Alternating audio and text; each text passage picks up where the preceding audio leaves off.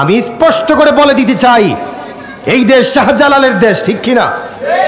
এই দেশ শাহপরানের দেশ, ঠিক কিনা? এই দেশ ৩৬০ আউলিয়া কেরামের দেশ। আমি আপনাদের কাছে দাবি জানাতে চাই, আমি আপনাদের কাছে বলতে চাই, যদি শাহজালালের মাজার কিনি, শাহপরানের মাজার কিনি, হক্কানি কোন আউলিয়া কেরামের মাজার কিনে যদি এই গৌর গোবিন্দের উত্তরসূরিরা যদি ষড়যন্ত্র চালায়, প্রয়োজনে আমরা শাহজালালের উত্তরসূরিরা আবারও শাহজালালের তরোয়াল নিয়ে মাঠে নামবো। শাহজালালের জন্য যদি প্রয়োজন হয়, ৩৬০ আউলিয়ার কেরামের মাজার রক্ষা করার জন্য যদি প্রয়োজন হয়, আবারও আমরা শরীরের তাজা রক্ত মাটিতে ঢেলে দিতে প্রস্তুত আছি। তারপর আউলিয়া কেরামের মাজার কিনি, যারা ষড়যন্ত্র করবে তাদের বিরুদ্ধে আমরা সোচ্চার হব। যদি রাজি থাকেন দুইটা হাত তুলে আল্লাহকে দেখিয়ে দেন। শুধু আমাদের বাংলাদেশ নয়, পাক ভারত উপমহাদেশে ইসলাম এসেছে বলেন আউলিয়া কেরামের মাধ্যমে। কাদের মাধ্যমে? আউলিয়া কেরাম। আর আউলিয়া যারা যারা ওলিউল্লাহ, এরা আমার আপনার মতো মানুষ নয়। আমরা তো কিছুক্ষণ সময় ইবাদত করতে আমাদের মন চায় না। আউলিয়া কেরাম যারা, তারা রাতের রাত সেজদায় পড়ে আল্লাহর কুদরতি কদমে কাটিয়ে দিয়েছে। যারা রাত বুঝে নাই, দিন বুঝে নাই, সন্তান বুঝে নাই, সংসার বুঝে নাই, তারা সারা রাত আল্লাহর ইবাদতে কাটিয়ে দিয়েছে, তারা হচ্ছেন আউলিয়া কেরাম। যেমন হযরতে শাহজালাল, ওনার বাড়ি কোথায়? ইয়েমেন। আর সেই শাহজালাল সব কিছু রেখে এসেছেন কোথায়? সিলেটে। কোথায় এসেছেন? সিলেটে। এখানে ওনার আত্মীয় স্বজন কেউ নাই। নবীজি বলছেন, শাহজালাল তুমি আমার ইসলাম প্রচারের জন্য চলে যাও। ওনার যৌবনের দিকে তাকান নাই, ওনার আত্মীয় স্বজনের দিকে তাকান নাই। উনি সব কিছু ত্যাগ করে আল্লাহর প্রেমে, নবীর প্রেমে রওনা হয়েছেন তাবলীগ করার জন্যে, আর এসেছেন এই সিলেটে। আর এই শাহজালালের কারণেই আজকে আমরা মুসলমান হতে পেরেছি, আলহামদুলিল্লাহ।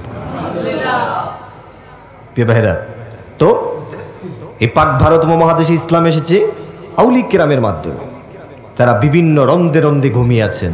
বিশেষ করে ৩৬০ আউলিয়া কেরাম এই বাংলাদেশে ঘুমিয়ে আছেন। যারা সংসার করেন নাই, আপনাকে তো ওয়াজ মাহফিলের জন্য ১০০ টাকা চাইলে আপনার পকেট থেকে বের হয় না, আছে না? নাই? কথা রাগ করবেন না, এগুলো বলা দরকার। ২০০ টাকা দিতে চায় না।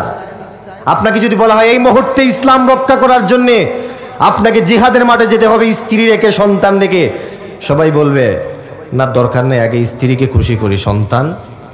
এরকম মুসলমান আছে না? নাই? আর আউলিয়া কেরাম যারা, তারা সন্তানের দিকে তাকান নাই, স্ত্রীর দিকে তাকান নাই, আত্মীয় স্বজনের দিকে তাকান নাই, কি হবে না হবে সব কিছু বাদ দিয়ে দিন প্রচারের জন্য তারা মাঠে নেমেছেন। তারা হচ্ছেন আউলিয়া কেরাম। আপনারা চিৎকার দিয়ে বলেন, সেই আউলিয়া কেরামদেরকে মহব্বত করতে আমরা চাই কি চাই না? আউলিয়া কেরামদেরকে ভালোবাসতে চাই কি চাই না? নারে তাকবীর, নারে রিসালাত। বলেন শাহজালালের তলোয়ার, শাহজালালের তলোয়ার। আমিন বলেন, আমিন। পেবারা কথাগুলি অত্যন্ত দুঃখ বারাক্রান্ত মন নিয়ে বলতেছি।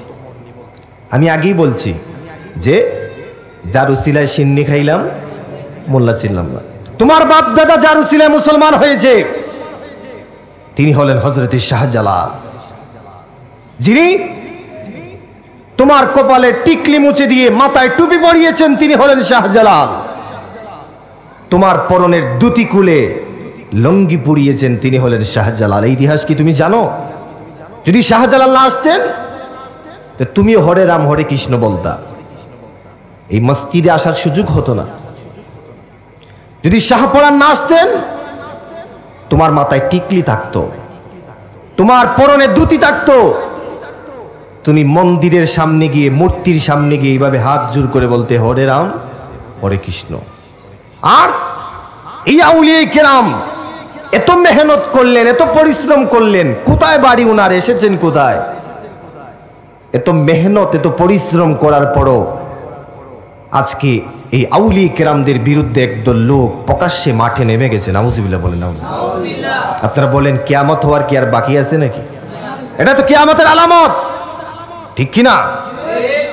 যেখানে আউলিয়া কেরামের বিরুদ্ধে একদল লোক মাঠে ময়দানে আজকে প্রকাশ্যে কথা বলছে মাজারের বিরুদ্ধে। তারা দোহাই দিচ্ছে কি জানেন? তারা বলতেছে যে মাজারে ভণ্ডামি হয়। মাজারে কি হয়? ভণ্ডামি হয়। শোনেন, একটা কথা শোনেন, আগে আমাদের বুঝতে হবে যে মাজার কি। এই জিনিসটা আমাদের বোঝা দরকার আছে না নেই? মাজার কি? মাজার মানে হচ্ছে জিয়ারতের স্থান, যেখানে মানুষ জিয়ারত করে, এটাকে কি বলে? মাজার বলে। তো মাজার তো শুধু বাংলাদেশে নয়, মাজার তো সারা বিশ্বে আছে। এই পৃথিবীতে মাজার নাই কার? সবার তো মাজার আছে। মাজার আছে সাইয়্যিদুনা আদম আলাইহিস সালামের, মানুষ জিয়ারত করতেছে। মাজার আছে সাইয়্যিদুনা মুসা আলাইহিস সালামের, মানুষ জিয়ারত করতেছে। মাজার আছে ইব্রাহিম ও খলিলুল্লাহ, মানুষ জিয়ারত করতেছে। এখনো জান্নাতুল বাকিতে হাজার হাজার সাহাবায়ে কেরামের মাজার আছে না নেই? তো মাজার মানে জিয়ারতের স্থান। মাজার মানে কি? মানুষ যেখানে জিয়ারত করে, এটাই মাজার। আর এই বাংলাদেশে মানুষ শাহজালালের দরবারে এই জন্যই যায়, কারণ এই বাংলাদেশে ইসলামের দাওয়াত নিয়ে কোনো সাহাবী আসেন নাই, কোনো নবী রাসূল আসেন নাই, এসেছেন আউলিয়া কেরাম। এই জন্যই আমরা মাজার জিয়ারত করতে যাই। মনে রাখবেন, মাজার পূজা হয় না, মাজার হয় জিয়ারত। আমরা জিয়ারত করি একজনকে খুশি করার জন্য। বলেন তো তিনি কে? আল্লাহ। এই জন্যে জিয়ারতের স্থানটাই মাজার, জিয়ারতের স্থানটাই মাজার। শোনেন, নবীজি সাল্লাল্লাহু আলাইহি ওয়াসাল্লাম ইসলামের প্রাথমিক যুগে কবর জিয়ারতের কথা নবীজি নিষেধ করেছিলেন। এটা হাদিসে আছে। নবীজি বলছেন লা তাত্তাখিজুল কুবুরা মাসাজিদ। নবীজি বলছেন খবরদার তোমরা কবরকে মসজিদ বানাইও না। কেন বললেন এই কথা? কারণ ইসলামের প্রাথমিক যুগে কিছু লোক তারা কবরে গিয়ে সাজদা করত। কবরে গিয়ে কি করত? এজন্য নবীজি বলছেন লা তাত্তাখিজুল কুবুরা মাসাজিদ। যখন নবীজি তাদেরকে বললেন যে কবর এটা জিয়ারতের জায়গা, কবর এটা সাজদা দেওয়ার জায়গা নয়, আমরা সাজদা দিব একজনকে, তিনি কে? আল্লাহ। আল্লাহ ছাড়া কাউকে সাজদা দেওয়া যাবে? না। আল্লাহ ছাড়া কারো কাছে সাহায্য চাওয়া যাবে? না। সবকিছুর মালিক কে? আল্লাহ। নবীজি যখন কথা বুঝালেন, তখন সবাই আর কবরে সাজদা দিল না, সবাই সাজদা দেওয়া বাদ দিয়ে দিল। তখন নবীজি আবার হাদিসে বললেন কি? নবীজি বললেন, আল্লাহর হাবিব বললেন নাহাইতুকুম আন জিয়ারাতিল কুবুর ফাজুরুহা ফাইন্নাহা তুযাক্কিরুকুম বিল মাউত। নবীজি বললেন, সাহাবারা, আমি তোমাদেরকে ঘোষণা দিয়েছিলাম কবর সাজদা দিও না, কবরকে সাজদার জায়গা বানাইও না। আমার নবী বলেন, সাহাবারা শোনো, আজকে থেকে আমি রাসূল ঘোষণা দিলাম বেশি বেশি করে কবর জিয়ারত করো, কারণ কবর জিয়ারত করার একটা সুন্নত তরিকা আছে। নবীজি সেই তরিকার কথাও বলে দিয়েছেন। রাসূল বলছেন কবর জিয়ারত করো সুন্নত তরিকা মোতাবেক। কবরের পাশে দাঁড়াইয়া কোরআনে কারীম থেকে সূরা ফাতিহা একবার পড়ো, সূরা ইখলাস 3 বার পড়ো, সূরা তাকাসুর একবার পড়ো, এবং আমি নবীর উপর 3 বার দুরূদ শরীফ পড়ো। জিকির ইস্তেগফার আদায় করে 2 হাত তুলে আল্লাহর কাছে সাহায্য চাও। রাসূল বললেন, সাহাবারা, বেশি বেশি করে কবর জিয়ারত করো। কবর জিয়ারত করলে 2টা ফায়দা হয়। 1 নম্বর ফায়দা হচ্ছে কবর জিয়ারত করলে কবরের কথা স্মরণ হয়। সুবহানাল্লাহ পড়ে সুবহান।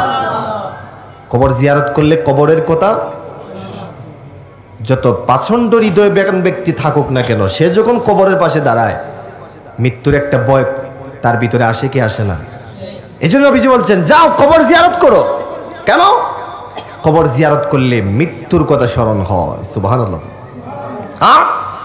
আরেকটা ফায়দা হচ্ছে কবর জিয়ারত যদি করো, তো যারা কবরে ঘুমিয়ে আছে তাদের তো ইবাদত করার কোনো সুযোগ নাই। মানুষ মারা গেলে কি ইবাদত করার সুযোগ আছে নাকি? সব আমলের দরজা বন্ধ। নবীজি বলছেন তোমরা যদি সূরা ফাতিহা পড়ো, সূরা ইখলাস পড়ো, আর মৃত ব্যক্তিদের কথা স্মরণ করে যদি একটি দোয়া করো, তাহলে এই দোয়ার কারণে আল্লাহ কবরের আযাব মাফ করে দেয়। আর যদি বলেন সুবহান। আর যদি মা বাবার কবরের পাশে দাঁড়িয়ে বলতে পারো রব্বিরহামহুমা কামা রাব্বায়ানি সগীরা, চোখের পানি ছাড়তে পারো, তোমার চোখের পানির কারণে আল্লাহ মা বাবার কবরের আযাব বন্ধ করে দেয়।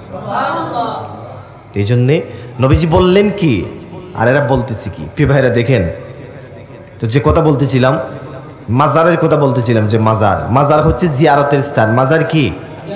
জিয়ারতের স্থান, যেখানে শরীয়ত মোতাবেক জিয়ারত হবে, এটার নাম কি? মাজার। আওয়াজ দিব না, এটার নাম কি? মাজার। আর যেখানে অনিসলামিক কার্যক্রম হয়, হ্যাঁ বাংলাদেশে কিছু কিছু জায়গায় কিছু মাজার আছে, এটা আমরাও স্বীকার করি, যেখানে অনিসলামিক কার্যক্রম হয়। কিভাবে জানেন? নারী পুরুষ একত্রিত হয়ে ডুলডবকি বাজায়, ইসলাম বিরোধী কার্যক্রম করে, গাঞ্জা খায়, মদ খায়। এটা কি ইসলাম সমর্থন করে নাকি? এটা কোনো মুসলমান সমর্থন করে? তবে এগুলা দূর করতে যাইয়া যারা আউলিয়া কেরামের মাজারের বিরুদ্ধে আক্রমণ করতে চাচ্ছে, স্পষ্ট বার্তা মনে রাখবেন, এদের সাথে ইসলাম ও মুসলমানের কোনো সম্পর্ক আরো চলে বলেন সম্পর্ক নাই। এদের কথা ভালো কিন্তু উদ্দেশ্য খারাপ। এই জন্য সাইয়েদনা আলী একটা কথা বলছিলেন, সাইয়েদনা আলী রাদিয়াল্লাহু আনহু বলছিলেন, কিছু মানুষ কিয়ামতের আগে আসবে, এদের কথা থাকবে মিঠা মিঠা, কিন্তু উদ্দেশ্য থাকবে খারাপ। উদ্দেশ্য কি থাকবে? এজন্য দেখেন, এরা মাজারকে অনিসলামিক কার্যক্রম দূর করার জন্য এরা মাজারের উপর আজকে আক্রমণ চালাচ্ছে। আপনারা দেখেছেন সিলেটবাসী কয়েকদিন আগে এরা এত বড় দুঃসাহস, এরা শাহপরানের মাজার পর্যন্ত আক্রমণ করার জন্য গিয়েছিল। আপনারা বলেন যে শাহজালালের কারণে, যে শাহপরানের কারণে আজকে আমি মুসলমান হলাম, যাদের কারণে আমি নামাজ পড়ার সুযোগ পেলাম, যাদের কারণে মসজিদে আসার সুযোগ পেলাম, সেই শাহজালাল এবং শাহপরানের মাজার কিনে যারা তুচ্ছ তাচ্ছিল্য করতে চায়, আপনারা স্পষ্ট করে বলেন এদের সাথে ইসলামের কোনো সম্পর্ক নাই। এরা মুসলমান হতে পারে না। এদের কথা ভালো কিন্তু উদ্দেশ্য কি? খারাপ। তোমরা শুধু দেখো মাজারে শুধু গান বাদ্য হয়, এদেশে কি আর কোথাও গান বাদ্য হয় না নাকি? সব দোষ খালি মাজারের? কথা বলেন, সব দোষ খালি মাজারের নাকি? এদেশে কি আর ইসলাম বিরোধী কার্যক্রম কোথায় হয় না? হয়। প্রকাশ্যে মানুষ ব্যাংকের মাধ্যমে সুদ খাচ্ছে, আছে না নাই? সুদের কথা স্পষ্ট কোরআনে আল্লাহ হারাম বলছে, ওয়াহাল্লাল্লাহুল বাই'a ওয়া হাররামার রিবা। আল্লাহ বলছে আমি ব্যবসাকে হালাল করেছি, সুদকে হারাম করেছি। প্রকাশ্যে মানুষ সুদের মাধ্যমে লেনদেন করতেছে, তো সুদের বিরুদ্ধে কথা বলো না কেন? যেই ব্যাংকের মাধ্যমে সুদ হয়, সুদ দেওয়া হয়, ওই ব্যাংক ভাঙবো না কেন? ওইগুলা পারে না। নরম পাইছে শাহজালাল, নাউজুবিল্লাহ বলে, নাউজুবিল্লাহ। নরম পাইছে মাজার, নাউজুবিল্লাহ বলে, নাউজুবিল্লাহ। এজন্য মনে রাখবেন, এদেশে মসজিদে কিন্তু জুমাবারে নামাজিও যায়, আবার জুতা চুরো যায়। আমাদের গ্রাম অঞ্চলে নাই, কিন্তু শহরে আমি দেখেছি, ঢাকা শহরে জুতা অনেকদিন জুতা পাওয়া যায় না। এক সময় মসজিদ থেকে 50-60 জোড় জুতা চুরি হয়ে যায়। আচ্ছা বলেন, যে জুতা চুরির জন্য গেছে সে কি নামাজ পড়তে গেছে না জুতা চুরির উদ্দেশ্যে গেছে? প্রকৃত যে নামাজি সে কিন্তু জুতা চুরি করবে না, কিন্তু যে জুতা চুরির জন্য গিয়েছে তার উদ্দেশ্য কি? জুতা চুরি করা। সে নামাজ পড়া একটা বাহানা, কিন্তু উদ্দেশ্য কি? এখন জুতা চুরি করেছে মসজিদে গিয়ে, তাই বলে কি মসজিদ ভেঙে দেওয়া যাবে নাকি? কথা বলে না যাবে? আপনার মাথায় যদি উকোন হয়, কি হয়? উকোন হয়, তখন আপনি উকোন কি এগুলা মাথার থেকে দূর করবেন না, মাথায় আগুন ধরাই দিবেন। যে প্রকৃত মানুষ, তার যে বুদ্ধিমান, সে কি করবে? সে উকোন দূর করবে, সে মাথায় আগুন ধরাবে না। প্রিয় ভাইরা চিন্তা করেন, আজকে এরা কি করতেছে? আউলিয়া কেরামের মাজারের উপর এরা আক্রমণ চালাচ্ছে। আমি স্পষ্ট করে বলে দিতে চাই, এই দেশ শাহজালালের দেশ, ঠিক কিনা? এই দেশ শাহপরানের দেশ, ঠিক কিনা?